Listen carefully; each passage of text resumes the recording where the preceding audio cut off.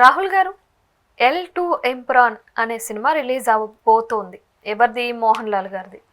అయితే మోహన్ లాల్ గారిని కొందరు ఇంటర్వ్యూ చేస్తూ చిరంజీవి గారి గురించి అడిగారు. గాడ్ ఫాదర్ సినిమా మీదే కదా రీమేక్ చేశారు, ఎలా ఉంది, మీకు నచ్చిందా అని చెప్పి. దానికోసం మోహన్ లాల్ గారు కొన్ని వివాదాస్పద వ్యాఖ్యలు చేశారు అనే మాటలు బయటకు వస్తున్నాయి. ఆయన ఏమన్నారు? Generally, Lucifer, yeah, it's a very biggest blockbuster in Malayalam industry. And Mohan Lal గారిని ఒక డిఫరెంట్ షేడ్లో చూపించింది. దానికి బ్రహ్మరథం పట్టారు. దాన్ని తెలుగులోను రీమేక్ తెలుగులోను డబ్ చేసి వదిలారు. అండ్ డబ్బింగ్ మూవీ మనకు అవైలబుల్లో ఉంది, దాని రీమేక్ కూడా అవైలబుల్లో ఉంది గాడ్ ఫాదర్గా అమెజాన్ ప్రైమ్లో. బోత్ అమెజాన్ ప్రైమ్లోనే ఉన్నాయి రెండు, Lucifer Telugu remake and Lucifer Telugu dubbing. So Telugu రీమేక్లో కొన్ని చేంజెస్ చేసి మన తెలుగు కమర్షియల్ ఎలిమెంట్స్కి తగ్గట్టుగా రిలీజ్ చేశారనమాట. ఇప్పుడు రేపు రిలీజ్ అయిపోతుంది 27th L2 లూసిఫర్ ఎంపురన్. సో దాని కొనసాగింపుగా సీక్వెల్గానే చూస్తున్నారు. దాంట్లో ఏవైతే క్యారెక్టర్లు ఉన్నారో అవే క్యారెక్టర్లు మళ్ళీ దీంట్లో వస్తాయి. దీంట్లో రీసెంట్గా పృథ్వీరాజ్ సుకుమారన్ గారు 2 days to go అని చెప్పి ఒక పోస్టర్ రిలీజ్ చేశారు. ఆ పోస్టర్లో ఒక పర్సన్ బ్యాక్కి తిరిగి ఉంటాడు. అందరూ అది అమీర్ ఖాన్ అనుకుంటున్నారు, లేదా ఒక హాలీవుడ్ యాక్టర్ అనుకుంటున్నారు. ఎందుకంటే అమీర్ ఖాన్ గారి చెల్లెలు ఈ సినిమాలో యాక్ట్ చేస్తోంది, లూసిఫర్లో, అది ఎంపురన్లో యాక్ట్ చేస్తోంది. సో అమీర్ ఖాన్ ఈ సినిమాలో యాక్ట్ చేయబోతున్నాడు అన్న ఒక థాట్ ఉంది. ఎందుకంటే అది రివీల్ చేయట్లేదు సినిమా రిలీజ్ అయ్యేంత వరకు అని. బట్ ఆ పోస్టర్ చూస్తే అమీర్ ఖాన్ లాగే ఉన్నారు యాక్చువల్గా. ఆ హైట్, ఆ షూస్, ఆ హెయిర్ కట్ అంతా కూడా, the way he stands, the back poster. So ఇన్ని ఎలిమెంట్స్ అండ్ దానికి మించిన థ్రిల్లింగ్ సస్పెన్స్ ఉంటుంది అంటున్నారు. అండ్ టొవినో థామస్, పృథ్వీరాజ్ సుకుమారన్ గారి డైరెక్షన్, ఆయన కూడా ఈ సినిమాలో ఉన్నారు యాక్చువల్లీ. అండ్ మన మోహన్ లాల్ గారు ఆబ్వియస్లీ.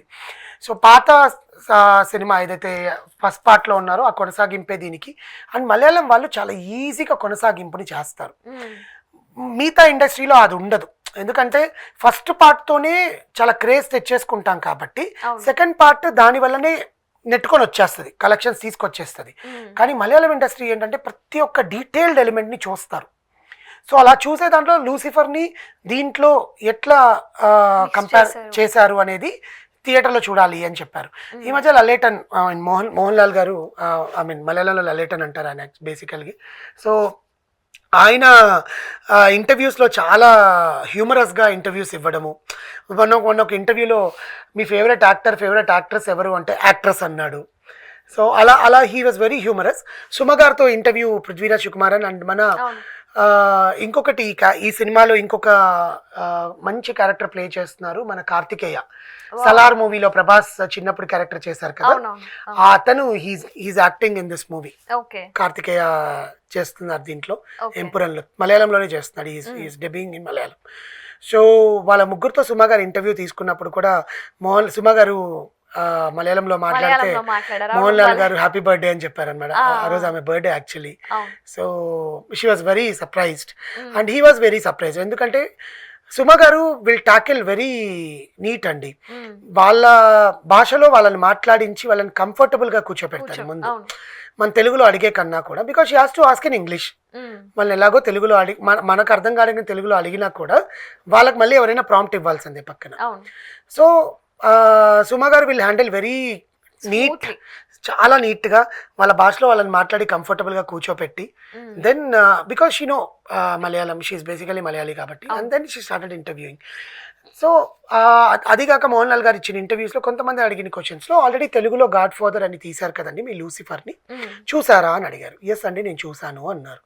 సరే చూసారు కదా సార్, ఇప్పుడు ఎంపురన్ని కూడా వాళ్ళు తెలుగులో రీమేక్ చేసే ఛాన్స్ ఉందా, చిరంజీవి గారు ఏమైనా చేయగలరా అంటే చేయలేరండి. ఎందుకంటే గాడ్ ఫాదర్లో సెకండ్ హాఫ్ ఎలిమెంట్స్ అన్నీ కూడా చేంజ్ చేసేసారు వాళ్ళు. సెకండ్ హాఫ్ మొత్తం అంతా చేంజ్ చేశారు. లూసిఫర్లో ఉండే సెకండ్ హాఫ్ ఉండదు.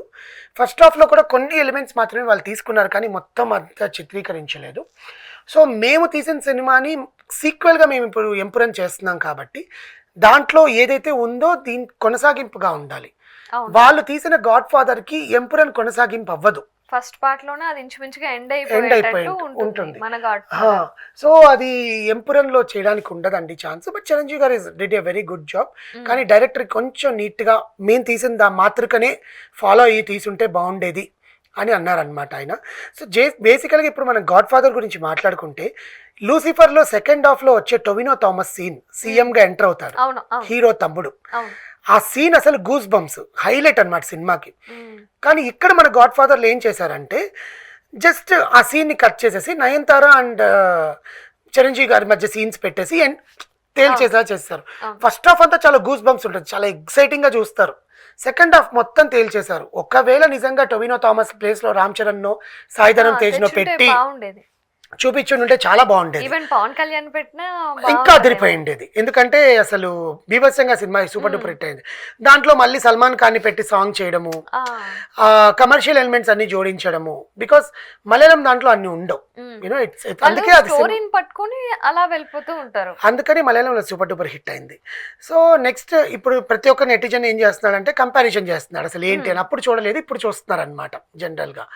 ఇంకోటి ఏంటంటే ఈ సినిమాని ఫస్ట్ సుజిత్ ఉన్నారు కదా మనకు, ఉమ్, సాహో తీసిన సుజిత్, ఓకే. సుజిత్తో కథ రాయించాలనుకున్నారు, సుజిత్ వల్ల కాలేదు. ఉమ్, తర్వాత సుకుమార్ సలహాలు అడిగారు, సుకుమార్ వల్ల కాలేదు. తర్వాత వివి వినాయక్ కూడా ఇన్వాల్వ్ అయ్యారు అన్నారు, ఆయన కూడా కాలేదు. ఎట్ లాస్ట్కి అది మోహన్ రాజా చేతికి వచ్చింది. ఉమ్, ఆయన దీన్ని ఎట్లా తెరకెక్కించాలో ఎక్కించేశారు, చిరంజీవి గారిని చూపించాల్సిన విజన్లో చూపించారు. బట్ సినిమా అనుకున్నంత రాలేదు, because the commercial elements which they have taken the cinematic Liberty of Telugu industry. అవును. సో మలయాళంలో తీసినట్టుగా తీసుంటే ఒకవేళ చిరంజీవి గారికి అదొక హిట్ అయ్యి ఉండేది. ఎందుకంటే ఎందుకంటే మనం దృశ్యం సినిమా చూసాం, యాస్టీస్ గా ఎలా అయితే చేశారో మన వెంకటేష్ గారు అలానే చేశారు, సూపర్ హిట్ అయింది. యా ఈవెన్ ఇది కూడా అలానే చేస్తుంటే బాగుండేది. బాగుండేది. దృశ్యంలో కూడా మోహన్ లాలే, ఉమ్, లాలేట. అదే అందుకే నేను చెప్పా. సో చిరంజీవి గారి మధ్య తను ఒక్కసారి అరంగేట్రం మళ్ళీ ఎంట్రీ ఇచ్చాక కూడా అన్ని రీమేక్లే చేస్తూ వస్తున్నారు. ఉమ్, గుర్తుందో లేదో మీకు, ఖైదీ నెంబర్ 150 రీమేకే, అవును. అండ్ ఇది కూడా రీమేకే. మన ఎక్కువగా కమర్షియల్ ఎలిమెంట్స్ జోడించేయడం వల్ల పోతుంది అంటే అనిపిస్తుంది. బేసికల్గా ఏంటంటేనండి ఇక్కడ చిరంజీవి గారిది తప్పని కూడా అనను. ఎందుకంటే డైరెక్టర్ చిరంజీవి గారిని హ్యాండిల్ చేయడం అంటే ఒక upcoming director, the new director who takes only 7-8 films um, to handle Chiranjeevi గారు is a very toughest job.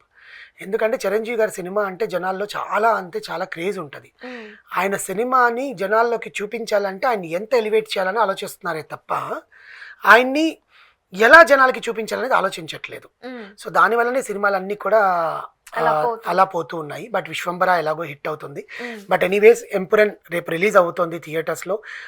అన్నిటికన్నా బిగ్గెస్ట్ ప్రీ బిజినెస్ అయింది, 15 crores business 2 days before the theatrical release. Okay. So మలయాళంలో అది చాలా బిగ్గెస్ట్ క్రేజ్ అనమాట. అది కూడా 2 రోజుల ముందు టికెట్స్ సోల్డ్ అవ్వడం 15 కోట్ల రూపాయలవి. అండ్ ఎంపురన్ దానికోసం we are eagerly waiting to watch in the theatres. Please watch, it is available in Telugu, Tamil, Kannada, Malayalam. So అన్ని భాషల్లో వాళ్ళు డబ్ చేసి రిలీజ్ చేస్తున్నారు. మన భాషలో కూడా ఉంది, మలయాళంలోనే కాదు, directly they are releasing in our language dub చేసి. So people can watch in theatres. Okay, thank you so much. Thank you అండి. చూస్తూనే ఉండండి బిగ్ తెలుగు టీవీ.